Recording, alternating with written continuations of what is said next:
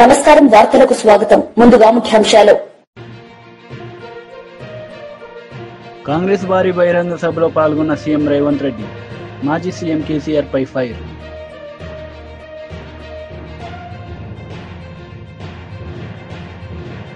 బాపట్లలో mega parent teacher సమావేశంలో పాల్గొన్న ముఖ్యమంత్రి నారా చంద్రబాబు నాయుడు ఈ సందర్భంగా ప్రసంగం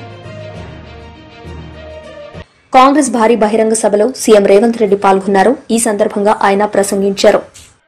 ఈ రోజు తెలంగాణ రాష్ట్ర ముఖ్యమంత్రిగా నల్గొండ జిల్లా ప్రాజెక్టులు ఎస్ఎల్బీసీ కావచ్చు, బ్రాహ్మణవెల్లి కావచ్చు, పిలాయి కాలువ కావచ్చు, ధర్మారెడ్డి కాలువ కావచ్చు, ఈ ప్రాంతానికి కృష్ణా నది జలాలను ప్రవహింపజేయడం ద్వారా ఈ నల్గొండ జిల్లాను సస్యశ్యామలం చేసి తెలంగాణకే కాదు దేశానికే తలమానికంగా ఆదర్శంగా నిలబెట్టాలన్న ఆలోచన ఈ రోజు మన ప్రభుత్వం చేస్తున్నది. ఇదే కాదు, ఉత్తమ్ కుమార్ రెడ్డి గారు సాగునీటి పారుదల శాఖ మంత్రిగా, సివిల్ సప్లైస్ మినిస్టర్ గా ఈ రోజు బాధ్యత వహిస్తూ మేము ఆనాడు చెప్పినాం వరి పండించండి అని.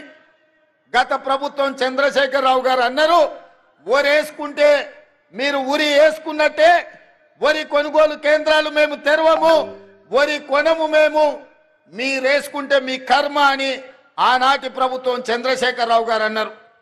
కానీ మేము అధికారంలోకి వచ్చిన తర్వాత సివిల్ సప్లైస్ మినిస్టర్ గా ఉత్తమ్ కుమార్ రెడ్డి గారితో మాట్లాడి ఈనాడు ఐకేపీ కేంద్రాలు 8,500 ఐకేపీ కేంద్రాలు తెలంగాణలో నలుమూలల తెరిపించడం ద్వారా వరి పండించండి, కనీస మద్దతు ధరనే కాదు 500 రూపాయల బోనస్ ఈ తెలంగాణ రాష్ట్ర రైతాంగానికి ఇస్తామని పిలిపించి నల్గొండ జిల్లాలో 5,12,000 ఎకరాల వరి పండించి రైతులు దేశానికే ఆదర్శంగా నిలబడ్డారు. అందులో 2,70,000 ఎకరాల సన్న వడ్లను నల్గొండ జిల్లా ప్రజలు పండించారు. అందుకే ఈరోజు 3 రోజుల్లో మీ అమ్మిన వడ్లకు పైసలు ఇవ్వడమే కాదు 500 రూపాయల బోనస్ ఇవ్వడం ద్వారా రైతు అంటే ఆత్మగౌరవంతో బ్రతకాలి, రైతుకు వ్యవసాయం దండగ కాదు, వ్యవసాయం అంటే పండగ, ఆ పండగ ప్రజా పాలనలో ఇందిరమ్మ రాజ్యంలో జరగాలి అని ఇవాళ మీకందరు కూడా వరి పండించిన వాళ్ళు గుండెల మీద చేతులు వేసుకొని నిశ్చింతగా నిద్రపోయేటట్టు ఈ రోజు మన ప్రభుత్వం ప్రయత్నం చేస్తున్నది. అందుకే మిత్రులారా, ఉమ్మడి రాష్ట్రంలో లేని విధంగా ఈ దేశంలోనే ఈసారి తెలంగాణ రాష్ట్రంతో పోటీపడ్డ వరి రైతులే లేరు. 66 లక్షల ఎకరాలలో 1,53,00,000 మెట్రిక్ టన్నుల వరి ధాన్యాన్ని పండించి ఈ దేశం మొత్తం మీదనే తెలంగాణ మొదటి స్థానాన్ని సాధించింది. ఈ తెలంగాణ రాష్ట్రంలో 5,12,000 ఎకరాల వరి పండించి నల్గొండ తెలంగాణలో మొదటి స్థానంలో నిలబడ్డదని నేను ఈరోజు ఈ సందర్భంగా గర్వంగా నేను చెప్పదలుచుకున్నా. అందుకే నల్గొండ రైతాంగాన్ని మనస్ఫూర్తిగా నేను అభినందిస్తున్నా. అందుకే చంద్రశేఖరరావు గారికి ఈరోజు నేను చెప్పదలుచుకున్నా, మీరు అధికారంలో ఉంటే చెలాయిస్తాం, ఓడిపోతే ఫామ్ హౌస్ లో పడుకుంటామనే విధానము ఇది మంచిది. బాపట్లలో మెగా పేరెంట్ టీచర్స్ సమావేశంలో ముఖ్యమంత్రి నారా చంద్రబాబు నాయుడు పాల్గొన్నారు. ఈ సందర్భంగా ఆయన మాట్లాడారు. అందుకే సైబర్ నేరగాళ్ల పట్ల మనం జాగ్రత్తగా ఉండాలంటే మనం ఏ విధంగా పనిచేయాలో మీరందరూ అర్థం చేసుకోవాల్సిన అవసరం ఉంది. ఎప్పుడు కూడా ఒక మంచి గాని ఒక చెడు గాని రెండు కూడా మీరు చూస్తే 24 గంటలు ఫోన్ చూడడం కూడా ఒక వ్యసనం. ఓసారి యూట్యూబ్లోకి వెళ్ళిపోతే కొన్ని పోర్న్ ఫిల్మ్స్ కానీ ఇలాంటివి కానీ వెళ్ళిపోతే ఇంకా రాత్రి అంతా కూడా బయట మన రారు, ఆ ఫోన్ చూసుకుంటూ ఉండిపోతారు. అదొక అడిక్షన్, అదొక బలహీనత.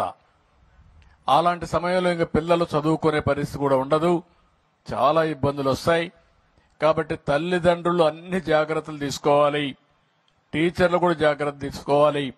అప్పుడే ఇది సాధ్యం అవుతుంది. మళ్ళీ కూడా ఎప్పటికప్పుడు మాట్లాడుకుందాం. పిల్లలు చాలా చక్కగా చెప్పారు. రెండో విషయం చాలా గట్టిగా చెప్పాడు, డ్రగ్స్ వద్దు బ్రో, చాలా క్లియర్గా చెప్పాడు, మీ దగ్గర కూడా అనిపించాడు. ఇప్పుడు ఈ డ్రగ్స్ అనేది కూడా మీరు ఒక్కసారి గుర్తుపెట్టుకోవాల్సింది, ఇదొక పెద్ద మత్తు, ఇదొక పెద్ద వ్యసనం. ఒకసారి ఆ వ్యసనంలో పడిపోయిన తర్వాత మళ్ళీ తిరిగి మామూలు మనిషి కావడం చాలా కష్టం. అలాంటి వ్యక్తికి స్నేహితులు లేదు, తల్లి లేదు, తండ్రి లేదు, చెల్లెలు లేదు, తమ్ముడు లేదు, ఆప్యాయతలుండవు. ఆ వ్యసనంలో పోయిన తర్వాత ఆ వ్యసనమే సర్వనాశనం చేస్తుంది. మనకుండే రిలేషన్షిప్ని పూర్తిగా విధ్వంసం చేస్తుంది. ఈరోజు మన రాష్ట్రంలో దురదృష్టం మీరు చూస్తే గంజాయి వచ్చింది. గంజాయిని చూస్తే ఇండ్ల కాడ పండించే పరిస్థితి వస్తారు కొంతమంది దుర్మార్గులు. అదేదో కూరగాయల పంట మారిగా, అంటే ఒళ్ళు కూడా కొవ్వెక్కిపోయి ఇష్ట ప్రకారం చేసే పరిస్థితికి వచ్చారు.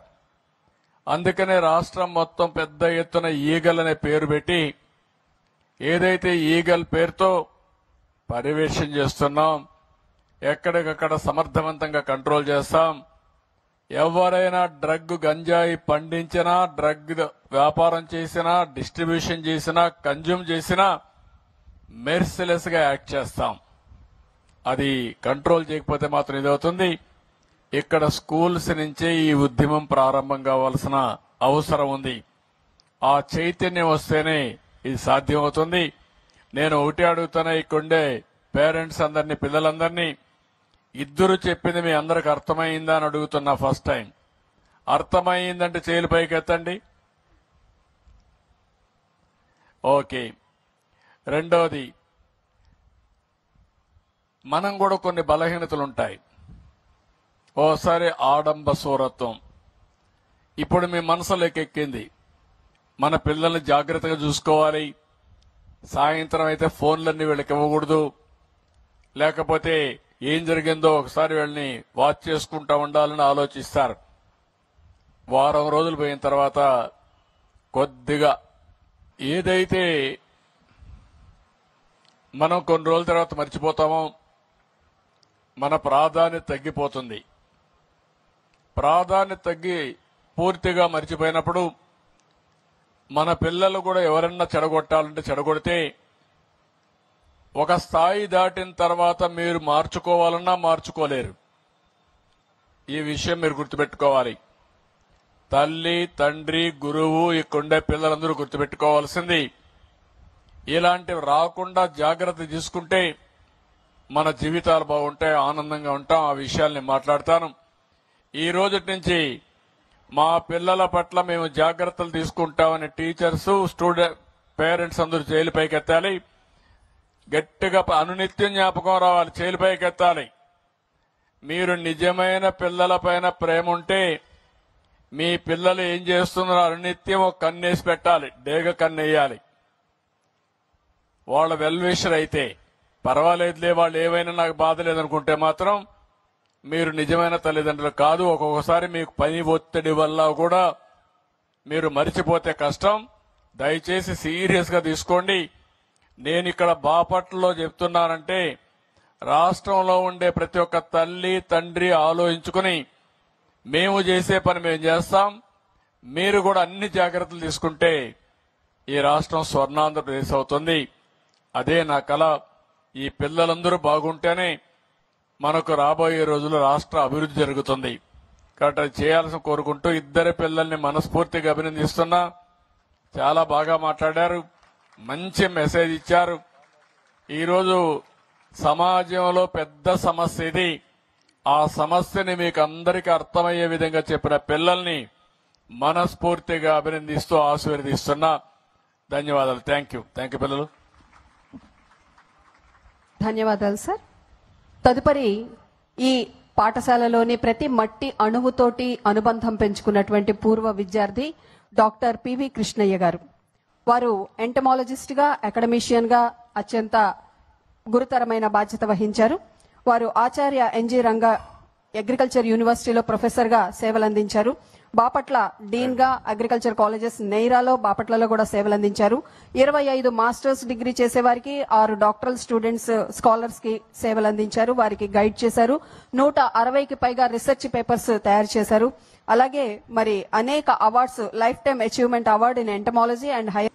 మాజీ మంత్రి శ్రీనివాస్ గౌడ్ మీడియా సమావేశం నిర్వహించారు. ఈ సందర్భంగా పలు అంశాలపై ఆయన మాట్లాడారు. ₹1 మినాయింపు ఇచ్చినామన్నట్లు రివర్స్లో 79 రూపాయలు ఇచ్చిందని చెప్పకుండా 1000 రూపాయలు పెంపు అని చెప్పిండ్రు. మేము అధికారంలో ఉన్నప్పుడే ఆటో డ్రైవర్లకు, లారీ డ్రైవర్లకు, జర్నలిస్టుతో సహా హోంగార్డులో కూడా ప్రమాదవశాత్తు చనిపోతే వాళ్ళకు 5 లక్షల ఎక్స్గ్రేషియా ఇస్తామని చెప్పినాం. దాన్ని ఇప్పుడు ప్రకటించుకుంటున్నాం 5 లక్షల రూపాయలు ఇస్తామని చెప్పేసి. ఇక పరేడ్ అలవెన్స్ 100 రూపాయల నుంచి 200 అని చెప్పి పెట్రోల్ కూడా సరిపో. ఒక్కటి హోంగార్డ్ మిత్రులు కానీ ఉద్యోగస్తులు కానీ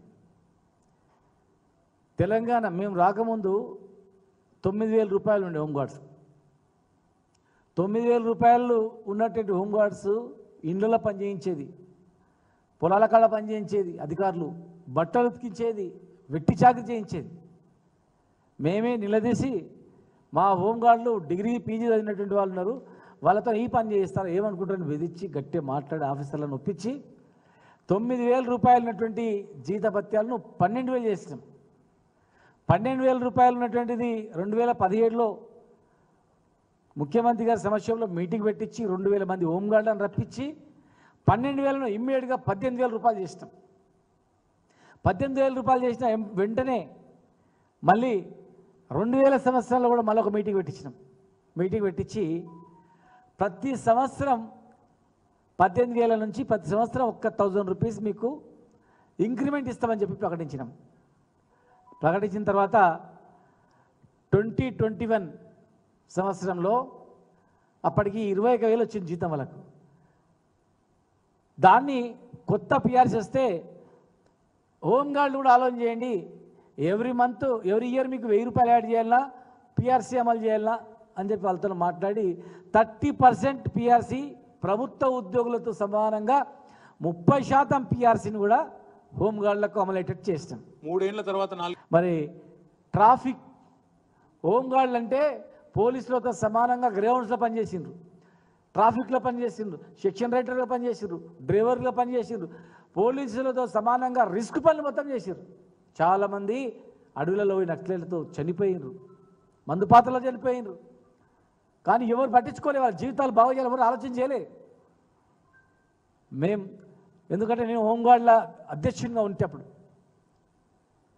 ఈ గవర్నమెంట్ పోయిన తర్వాత నేను అధ్యక్షునిగా ఉంటే నా మీద మళ్ళీ ఈ గవర్నమెంట్ మీద కోపం మేము తీస్తారు బాబు, నేను పక్కా జరిగితే ఎవరైనా పెట్టుకోండి, లేకపోతే కామ్గా ఉండండి, మళ్ళీ అధికారంలో వచ్చిన తర్వాత మళ్ళీ మేము వస్తాం, అధికారంలో వచ్చిన తర్వాత మళ్ళీ మేమే ఉంటాం, మీకు తెలంగాణ ఉద్యమంలో ఎట్లయితే అండగా ఉన్నామో ఆ సంఘాలకు మేమే ఉంటాం, ఏం భయపడకండి, మీరు పని చేసుకోండి అని చెప్పినాం. ట్రాఫిక్ పోలీసులకు కూడా 30% రిస్క్ అలవెన్స్ ఇప్పించినాం.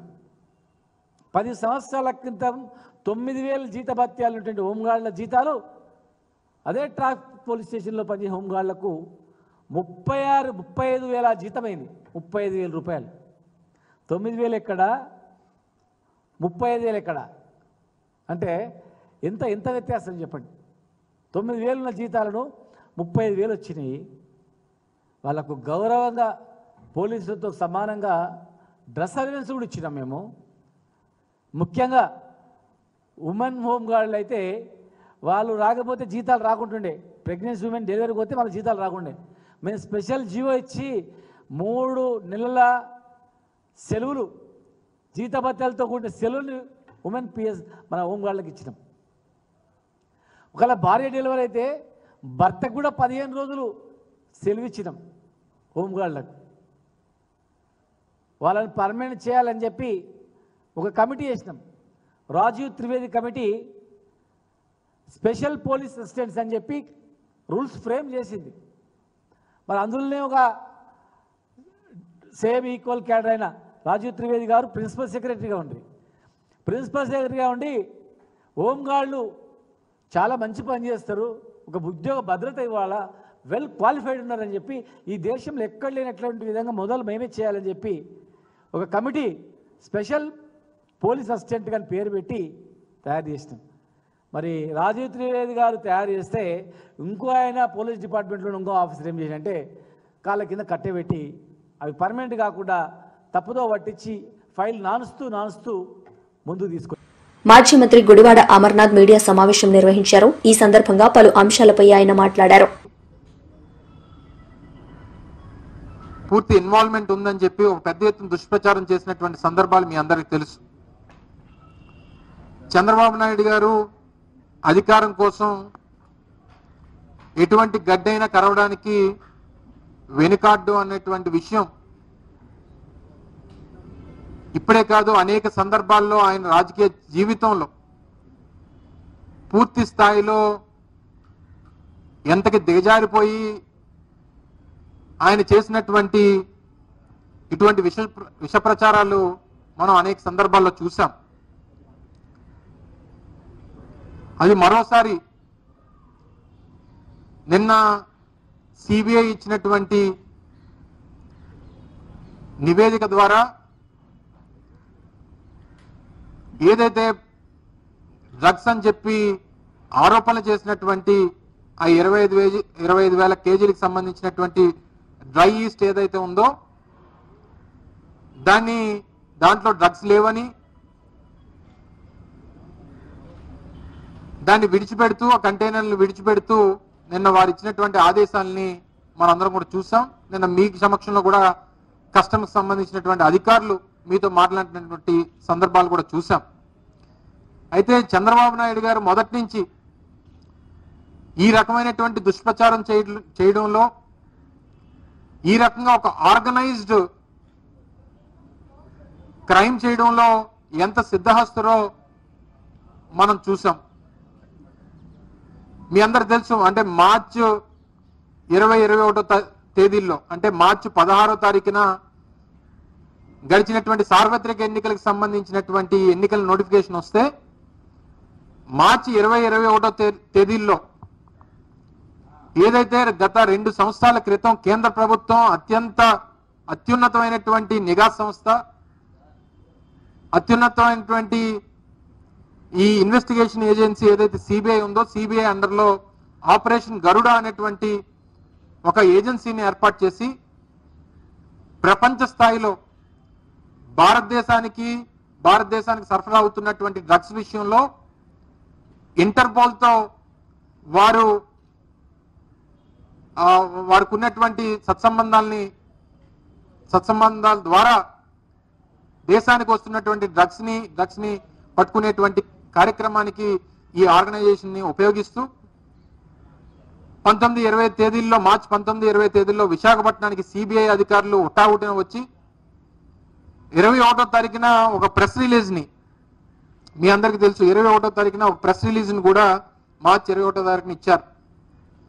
వారు ఏం చెప్పారంటే, వారికి ఇంటర్నేషనల్ లెవెల్లో వైఎస్ఆర్సీపీ నాయకులు ప్రెస్ మీట్. ఈ సందర్భంగా పలు అంశాలపై ఆయన మాట్లాడారు. నిధులు కలిపి ఇవాళ ప్రెస్ మీట్ పెట్టాం. ఎందుకంటే మీ ద్వారా ఈ రాష్ట్రానికి చాలా విషయాలు చెప్పాల్సిన బాధ్యత మా అందరి మీద ఉంది. దురదృష్టం ఏంటంటే,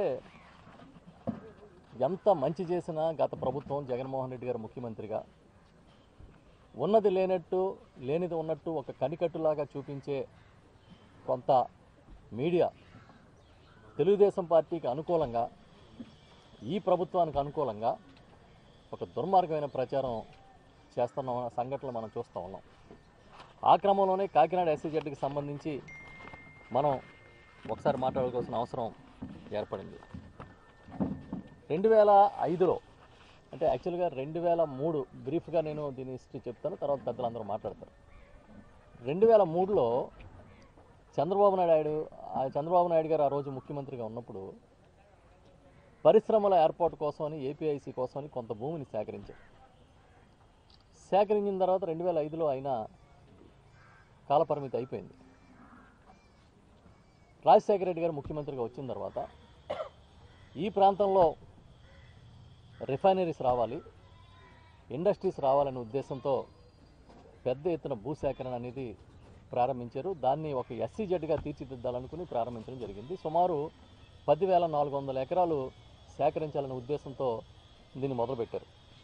మొదలుపెట్టిన తర్వాత ఇంచుమించుగా ఈరోజు ఎవరైతే Kakinada deep sea water port సంబంధించిన ముఖ్య వాటాదారు ఉన్నారో కేవీ రావు గారు, ఆ రోజు ఈ భూసేకరణలో ఆయన ప్రధాన పాత్రధారి. అంతేకాకుండా ఆ తర్వాత HPCL వస్తుంది, రిఫైనరీ అని, ONGC వస్తుందని వాళ్ళెవరు రాకపోవడం, ఇవన్నీ జరిగిపోయినాయి. జరిగిన తర్వాత దీన్ని GMR వాళ్ళు తీసుకున్నారు.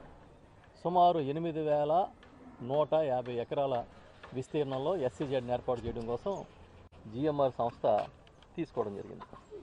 తీసుకున్నప్పుడు రైతులు, ఇక్కడ చాలామంది పెద్దలు దీన్ని వ్యతిరేకించారు. 3 లక్షల రూపాయలకి ఎకరం మీరు సేకరించడం అనేది మా జీవితాలు నాశనం అయిపోయే చర్య, మా తరతరాలుగా వస్తున్న ఆస్తుల్ని మీరు లాక్కోవద్దు అని చెప్పి ఉద్యమం ప్రారంభించారు. ప్రారంభించినా కూడా ఇది ఆగలే. ఆ క్రమంలో 2012లో అప్పటికి ప్రతిపక్షంలో ఉన్న చంద్రబాబు నాయుడు గారు ఈ ఎస్సీజెడ్కి వచ్చి ఎంతకాలం ఈ దొంగ బతుకు నీతి నిజాయితీగా బతకాలని కోరుకోండి అని ఏరువాక సాగాడు. ఆయన ఏరువాక సాగి ఒక హామీ ఇచ్చాడు, పెద్ద హామీ. ఏమని ఇచ్చారంటే, మేము అధికారంలోకి వచ్చిన వెంటనే రైతుల భూములు వెనక్కి ఇచ్చేస్తాను, పేదల దగ్గర భూములు లాక్కోవడం ఏంటి అని చెప్పి పెద్ద పెద్ద స్టేట్మెంట్లు ఇవ్వడం జరిగింది. ఇచ్చిన తర్వాత ఆ సజ్జను కూడా రద్దు చేస్తానని చెప్పాడు. ఆ తర్వాత 2008 నుంచి వార్తలు ముగించే ముందు ముఖ్యాంశాలు మరోసారి.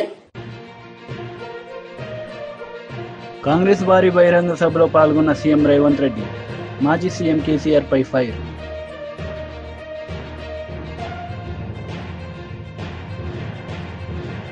బాపట్లలో మెగా పేరెంట్ టీచర్ సమావేశంలో పాల్గొన్న ముఖ్యమంత్రి నారా చంద్రబాబు నాయుడు.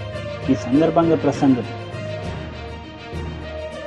ఈ వార్తలు ఇంతటితో సమాప్తం. తిరిగి ప్రసారమయ్యే వార్తల్లో మళ్లీ కలుద్దాం. అంతవరకు సెలవు. నమస్తే.